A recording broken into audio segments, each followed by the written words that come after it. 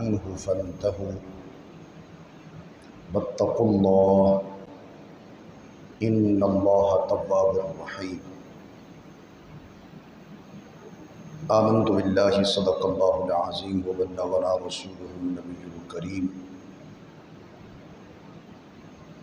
إن الله وملائكته يصلون على النبي يا أيها الذين آمنوا صلوا عليه وسلموا تسليما اللهم صل على سيدنا ومولانا محمد وعلى آل سيدنا وأصحاب سيدنا وأهل بيت سيدنا ومولانا محمد وبارك وسلم صلاة وسلاما عليك يا رسول الله وعلى آلك وأصحابك سيدي يا حبيب الله صلی اللہ علیہ وسلم۔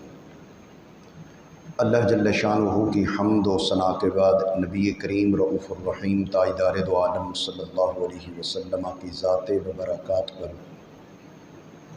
انگنت لا تعداد درود و سلام کے بعد سورۃ الحشر کی آیت مبارکہ کا کچھ حصہ تلاوت کیا ہے۔ آیت نمبر 7 ہے۔ اللہ جل شانہ نے فرمایا وَمَا آتَاكُمُ الرَّسُولُ، اور رسول تمہیں جو دیں فَخُذُوهُ، اس چیز کو لے لو، وَمَا نَهَاكُمْ عَنْهُ فَانْتَهُوا، اور جس چیز سے رسول روک دیں منع فرما دیں تم اس سے رک جاؤ، وَاتَّقُوا اللَّهَ، اور اللہ سے ڈرو، ان اللہ شدید العقاب، بے شک اللہ رب العزت سخت عذاب والا ہے۔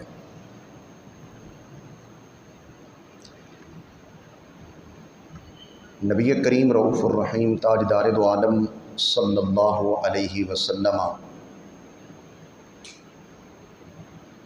سے مروی ہے، آپ نے حضرت ابو ذر غفاری رضی اللہ تعالی عنہ کو ارشاد فرمایا یا ابا ذر جدد السفینہ، اے ابو ذر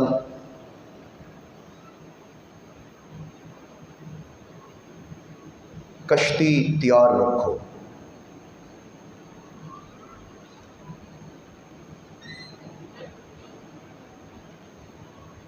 جدید کا مطلب ہوتا ہے تجدید کرنا، کسی چیز کو نیا کرنا، جس طرح یہ بولا جاتا ہے تجدید ایمان، اور حدیث پاک میں ہے جددو ایمانکم، اپنے ایمان کی تجدید کرتے رہا کرو، ایمان کو نیا کرتے رہا کرو۔ کس سے؟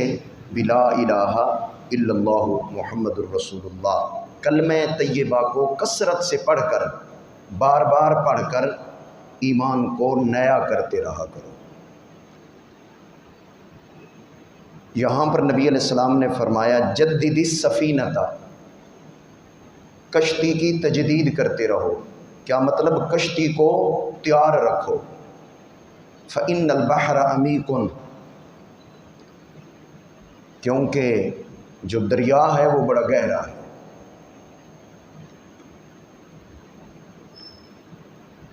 وخذ الزاد کاملا،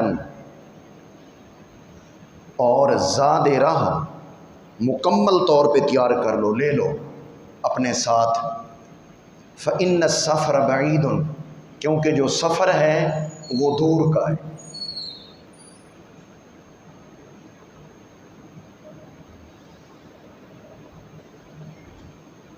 وخفف الحمل،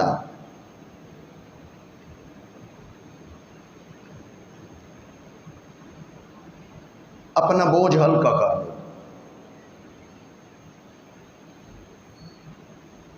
وَأَخْلِصِ الْعَمَلَ، چوتھی چیز عمل کو خالص کر لو، اس کے اندر ملاوٹ نہ ہو۔ فَإِنَّ النَّاقِدَ بَصِيرٌ، کیونکہ جو عمل کی جانچ پڑتال کرنے والا ہے وہ بڑی بصیرت والا ہے، وہ ذرہ ذرہ اس سے غائب نہیں ہے، ذرے ذرے سے وہ واقف ہے۔ اس فرمان میں نبی کریم صلی اللہ علیہ وسلم نے حضرت ابو ذر غفاری رضی اللہ تعالیٰ عنہ کو نصیحت کرتے ہوئے اور آخرت کی فکر کی طرف آپ کو متوجہ فرماتے ہوئے 4 چیزیں ذکر فرمائی ہیں۔ نمبر 1، کشتی نئی رکھو، تیار رکھو، نئی رکھو، کیونکہ جس دریا کے اندر کشتی چلنی ہے وہ دریا بڑا گہرا ہے، کمزور کشتی اس میں نہیں چل سکتی۔ اس سے مراد کیا ہے؟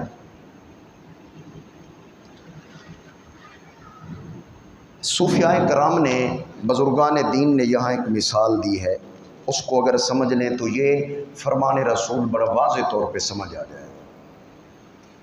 وہ فرماتے ہیں یہ جو دنیا ہے یہ ایک سمندر اور دریا کی طرح ہے۔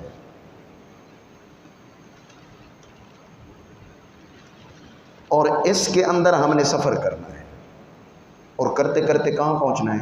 موت تک پہنچنا ہے۔ اگلا سفر خود موت کروا لے گی، اگلے جہان کا۔ جب یہ سمندر ہے اور دریا ہے تو اس کے اندر آپ ایسے تو نہیں کود سکتے، اس کے لیے ہمیں ایک سواری چاہیے، اور دریا کی سواری کشتی ہوتی ہے۔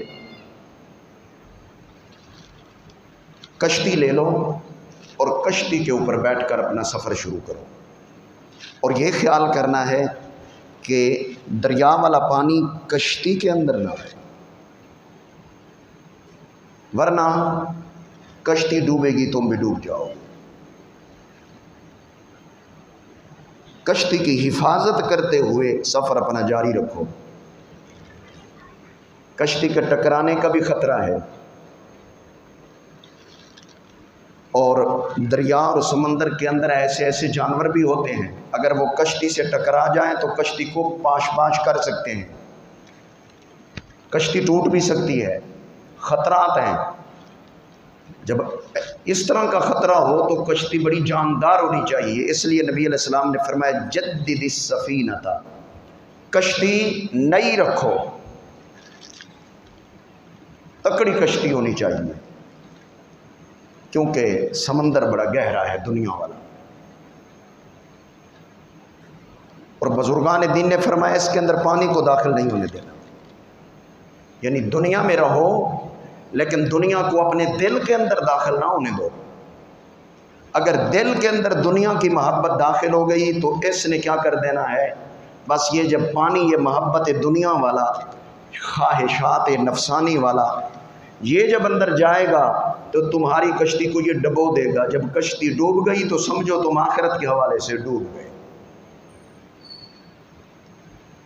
بہت بڑا نقصان ہو جائے گا۔ دوسری چیز جو نبی کریم صلی اللہ علیہ وسلم نے بیان فرمائی، فرمایا اے ابو ذر، سفر بڑا دور کا ہے تو دور کے سفر کے لیے زاد راہ بھی اچھا بھلا ہونا چاہیے، اور فرمایا زاد راہ تھوڑا نہ لو، کاملاً مکمل طور پر زاد راہ لے لو۔ دیکھ لو کون کون سی چیز سفر کے اندر آپ کو ضرورت پڑنی ہے، کس کس چیز کی، جو جو ضرورت کی چیز ہے وہ ساری لے لو، پیچھے کوئی بھی نہیں رکھنی۔ تو یہ کس سفر کی بات نبی علیہ السلام کر رہے ہیں؟ کوئی آپ مکے سے مدینہ کی طرف جانے کی بات کر رہے ہیں، یا مدینے سے مکے کی طرف جانے کی بات کر رہے ہیں، یا عرب سے شام کی طرف جانے کی بات کر رہے ہیں؟ یہ زمین کے سفر کی بات کر رہے ہیں، یہ سفر آخرت کی بات فرما رہے ہیں، یہ سفر قبر کی بات فرما رہے ہیں۔ جو سفر ہمارا قبر کی طرف جاتا ہے، قبر سے محشر کی طرف جاتا ہے، محشر سے پھر 2 راستے ہو جاتے ہیں کہ جنت کی طرف، جہنم کی طرف۔ تو سرکار دو عالم صلی اللہ علیہ وسلم فرماتے ہیں یہ بڑا دور کا سفر ہے، مکمل طور پر وہ سامان زاد راہ لے لو جس سامان کی اس سفر کے اندر ضرورت پڑنی ہے۔ اور وہ سامان کون سا ہے؟ 2 چیزیں ہیں وہ سامان۔ قرآن مجید میں اس چیز کو بار بار اللہ نے بیان فرمایا ہے، ان الذین آمنوا وعملوا الصالحات۔ جگہ جگہ پر آپ کو یہ قرآن مجید میں اس طرح کے کلمات طیبات ملیں گے، ایمان اور عمل صالح، ایمان عمل صالح۔ اللہ نے جنت کی بشارت اہل ایمان کو جہاں بھی دی ہے، قرآن میں 95%، 5% احتیاطی طور پر نکالے جا رہے ہیں۔ 95% جہاں پر بھی اللہ رب العزت نے جنت کی بشارت اہل ایمان کو دی ہے تو وہاں دو چیزوں کا ذکر فرمایا، ایمان، عمل صالح۔ آمنوا وعملوا الصالحات، آمنوا وعملوا الصالحات، کیا مطلب؟ دونوں ضروری ہیں، ایمان بھی ضروری ہے اور ایمان کی حفاظت کے لیے عمل صالح بھی ضروری ہے، اور یہ مکمل لینا ہے۔ شیطان نفس امارہ نہیں اٹھانے دے گا، نہیں لینے دے گا، یہ کہے گا چلو کل کر لیں گے، کوئی نہیں پرسوں کر لیں گے، کوئی نہیں ترسوں کر لیں گے، تو یہ اس طرح جو ہے نا بندے کو چلاتا رہے کہ بھئی اس کا جو سفر ہو نا، یہ سفر بغیر زاد راہ کے ہی ہونا چاہیے۔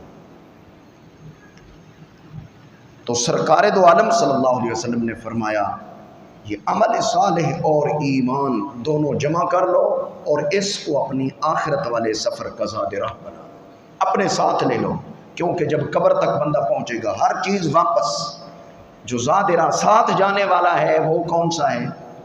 عمل صالح اور اول نمبر پر ایمان، ایمان اور عمل صالح، یہ دو چیزیں ہیں تو کفن کا بھی پھر فائدہ ہے۔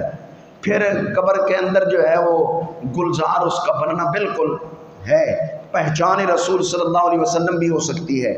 ایمان اور عمل صالح نہیں ہے تو پھر من ربک کا جواب بھی نہیں بن پائے گا، ما دینک کا جواب بھی نہیں بن پائے گا، ما کنت تقول فی ھذا الرجل محمد صلی اللہ علیہ وسلم، سرکار دو عالم صلی اللہ علیہ وسلم اس شخصیت کے بارے میں تو دنیا میں اپنی زندگی کے اندر لیل و نہار میں، دن رات میں، اپنی مجالس میں، محافل میں، اپنی خلوتوں میں، جلوتوں کے اندر جب تو زبان سے بولتا تھا اس شخصیت کے بارے میں تو کیا کہتا تھا؟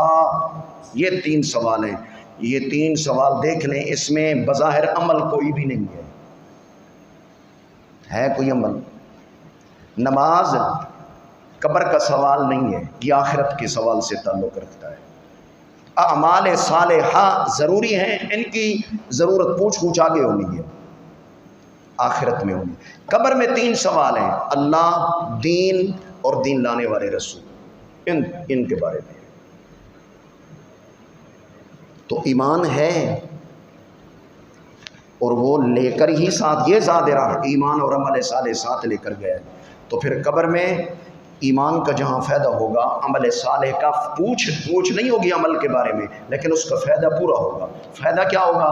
سرکار دو عالم صلی اللہ علیہ وسلم نے اس حدیث میں نہیں، ایک اور حدیث میں ہے، امام منذری نے اس کو روایت کیا، رسول اللہ صلی اللہ علیہ وسلم نے فرمایا جب فرشتے چلے جاتے ہیں نا تو جو مومن انسان ہوتا ہے اس کی نماز، اس کا روزہ، اس کی حج اگر کی ہوئی ہے فرض تھی اور ادا کر دی تھی، اس کے روزے، تلاوت قرآن، صدقات چاروں طرف سے آ جاتے ہیں۔ یہاں پر جب تکلیف ہوتی ہے نا انسان کو تو گھر والے سارے اکٹھے ہو جاتے ہیں، کوئی دائیں طرف ہوتا ہے، کوئی بائیں طرف ہوتا ہے، کوئی چہرے کی طرف سے ہوتا ہے اور کوئی پاؤں کی طرف سے ہوتا ہے، چاروں طرف سے کمزور کو گھیر لیتے ہیں، مریض کو گھیر لیتے ہیں، یار طبیعت بگڑ رہی ہے جلدی کرو جی، اٹھاؤ اس کو اور جو ہے نا وہ پہنچاؤ ہسپتال کے اندر، اس کا کوئی علاج کریں۔ تو قبر کے اندر جب یہ کمزور پہنچے گا اور دنیا کے اندر یہ جب آیا ہے تو پورا ذات راہ ساتھ ہی لے کر آیا ہے، تو پھر اس کا کیا ہوگا؟ وہ ذات راہ سامنے آ جائے گا، نماز بھی سامنے، ایک مجسم جسم کی صورت میں وجود اور متشکل ہو کر یہ وجود سامنے آ جائے گا۔ تو ایک طرف سے نماز، ایک طرف سے روزہ، ایک طرف سے زکوٰۃ، تسبیح، صدقات، اگر یہ عمل قبول ہیں تو پھر یہ آ جائیں گے۔ تو عمل کا فائدہ ساتھ قبر میں ہوگا، لیکن قبر کے اندر عمل کے متعلق سوال نہیں ہوگا، سوال اللہ، رسول، دین، بس مختصر 3 سوال ہوں گے۔ تو سرکار دو عالم صلی اللہ علیہ وسلم نے فرمایا اے ابو ذر اچھی طرح زاد راہ اکٹھا کر کے لے لے، جو ضرورت ہے مکمل لے لے۔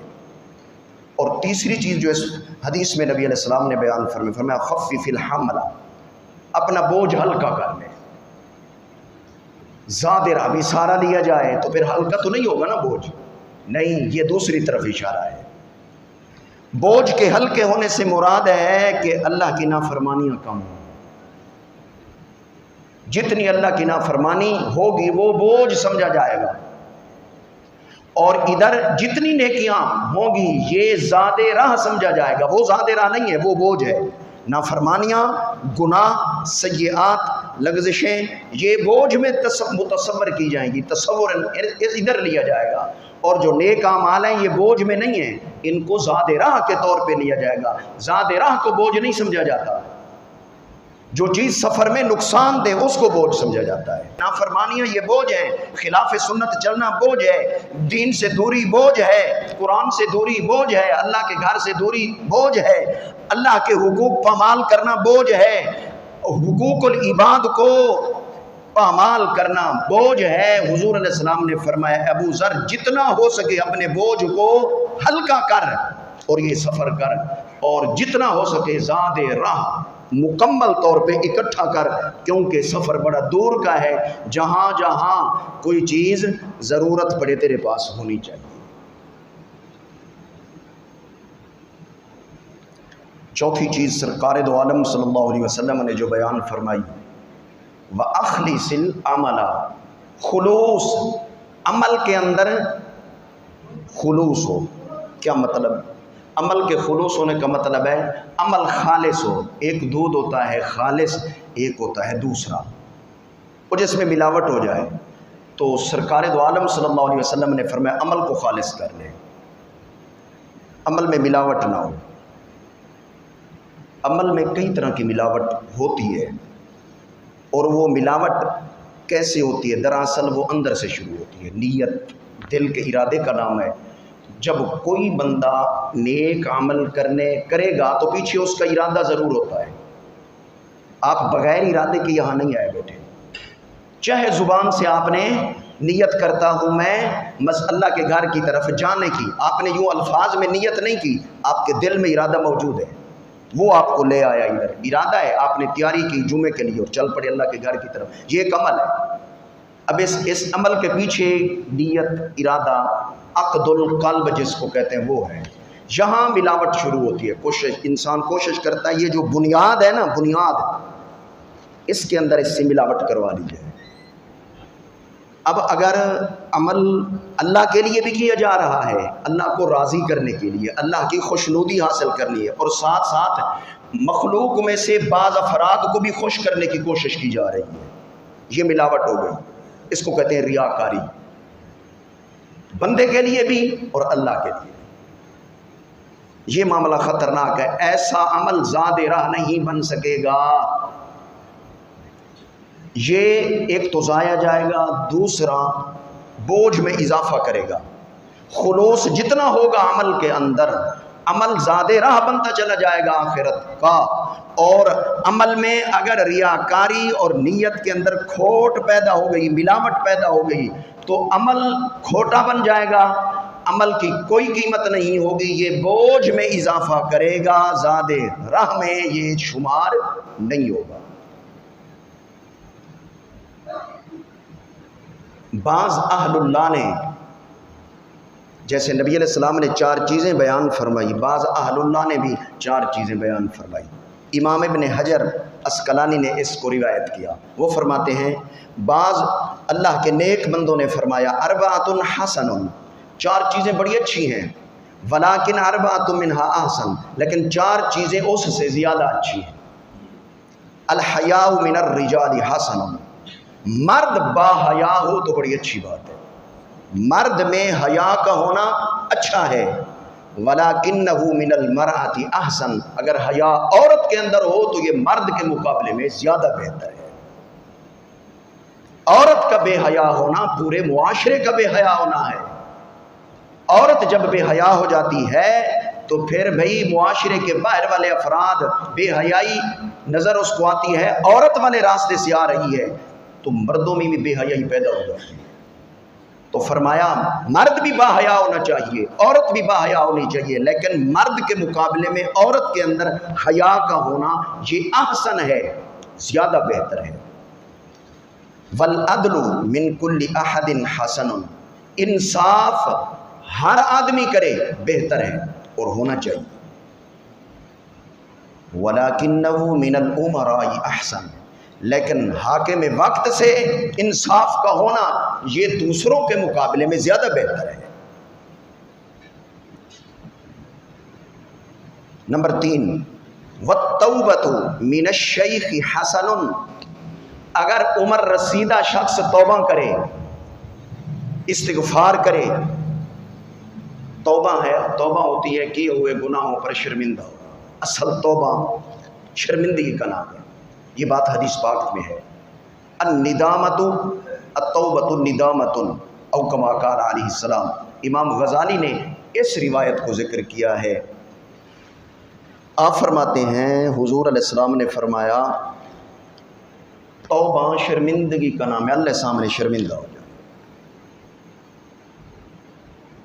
باقی چیزیں شرائط ہیں لیکن رکن توبہ کا شرمندگی، اللہ کے سامنے شرمندہ ہو۔ تو انہوں نے فرمایا کہ عمر رسیدہ شخص توبہ کرے حسن، اچھی بات ہے، ولیکنھا من الشباب احسن، لیکن نوجوان توبہ کرے تو یہ بوڑھے شخص، عمر رسیدہ شخص کے مقابلے میں اعلیٰ ہے۔ اور بخاری شریف میں ایک حدیث ہے، سرکار دو عالم صلی اللہ علیہ وسلم نے وہاں 7 افراد ایسے ذکر کیے جو قیامت کے دن عرش کے سائے کے نیچے ہوں گے، ان میں ایک یہ ہے وشاب نشأ فی عبادت اللہ، وہ نوجوان جو اپنی جوانی عیاشی، بے حیائی، فحاشی، اللہ کی نافرمانی کے اندر نہیں گزار رہا، شہوات و خواہشات کی پرستی میں نہیں گزار رہا، بلکہ اللہ کی عبادت اور اطاعت میں گزار رہا ہے، ایسا نوجوان قیامت کے دن عرش کے سائے کے نیچے ہوگا۔ تو نبی کریم صلی اللہ علیہ وسلم نبی نوجوان اگر وہ عبادت گزار ہے تو وہ توبہ کرنے والا نہیں ہوگا، بھئی وہ عبادت گزار ہے، بندگی اللہ کی کرنے میں، تو اس میں توبہ تو پہلا باب ہے، پہلا قدم ہی توبہ ہے، کیونکہ توبہ اگلے دروازے کھلواتی ہے۔ تو اگر بوڑھا شخص توبہ کرتا ہے، اور توبہ ہر شخص کو کرنی چاہیے، اس کے مقابلے میں نوجوان جو توبہ کرتا ہے وہ احسن ہے۔ والجود من الاغنیاء حسن، چوتھی چیز فرمایا مالدار اگر اللہ کے راستے میں سخاوت کرے تو اچھی بات ہے، مال ہے بنتا ہے کہ سخاوت کریں، اللہ کے راستے میں خرچ کریں۔ وَلَكِنَّهُ مِنَ الْفُقَرَاءِ أَحْسَنُ، ہو فقیر اور اللہ کے راستے میں سخاوت کرے تو یہ سخاوت اغنیاء کے مقابلے میں زیادہ بہتر ہے، کیونکہ یہاں پر ہے ہی نہیں لیکن پھر بھی وہ اللہ کے راستے میں خرچ کرنے کی کوشش کر رہا ہے، تو یہ اس کے مقابلے میں احسن ہے وہ بھی خوب، ہے وہ بھی خوب، لیکن اس میں کمال اس کے مقابلے میں زیادہ ہے۔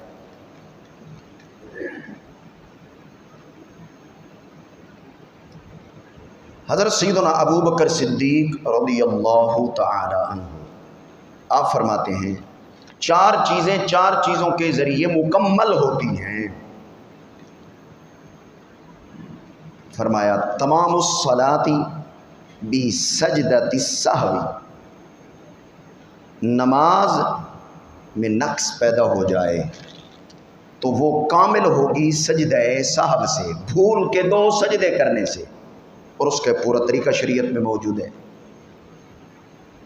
نمبر 2 والصوم بصدقۃ الفطر، فرمایا روزہ کامل ہوگا صدقہ فطر ادا کرنے سے، تو اس سے مراد فرض روزوں کی بات آپ نے فرمائی ہے۔